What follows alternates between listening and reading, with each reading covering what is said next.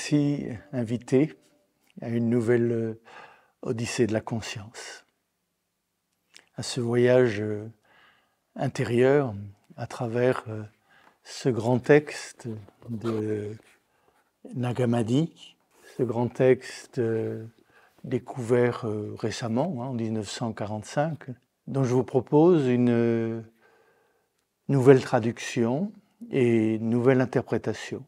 Pour l'Évangile de vérité, la cause de la souffrance dans le monde, du désespoir et de l'angoisse, c'est l'ignorance. C'est l'ignorance de soi-même, l'ignorance du je suis qui est et qui fait être tout ce qui est. Et ce je suis nous apparaît comme étant le je suis même du Fils, c'est-à-dire du Christ à l'intérieur de nous, de l'anthropos, celui qui unit le ciel et la terre. Il s'agit d'aller voir si j'y suis, si mon je suis est dans le grand je suis, en relation avec la source de tout ce qui existe, la source de la vie, la source de la conscience, la source de l'amour, ce réel un, silencieux et infini que Jésus appelle son Père et notre Père. Donc au-delà des mots, au-delà des symboles, il s'agit de retrouver l'expérience même de Yeshua.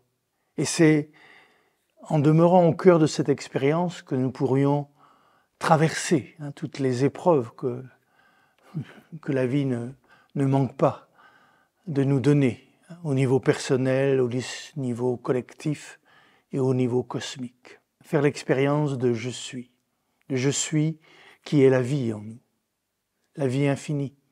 Faire l'expérience de la pure conscience, de ce je suis, le logos, je suis la vérité et la vie. La vérité et la vie ne sont pas séparées. Et de ce je suis qui est aussi l'agapé, ce tout autre amour inconditionnel, qui est l'essence même de notre essence et qui est l'essence même de Dieu. C'est pour ça que cet évangile de vérité est à la fois une révélation de Dieu, des profondeurs du réel, connaissables et inconnaissables, mais aussi des profondeurs de l'homme, connaissables et inconnaissables, et de leur unité. Le fond de l'être n'est pas seulement substance, le fond de l'être est relation, intimité avec la source. Et c'est à cette intimité, à cette unité que nous sommes invités à découvrir qui est je suis au plus profond de nous.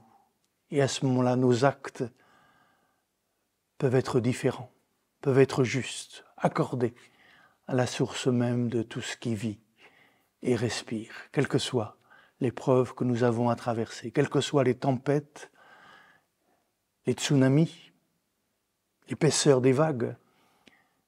Nous ne pouvons pas oublier le calme des profondeurs. Nous ne sommes pas que cette vague qui sans cesse s'effondre, mais nous sommes aussi cet infini de calme, cet océan de conscience, de vie et d'amour.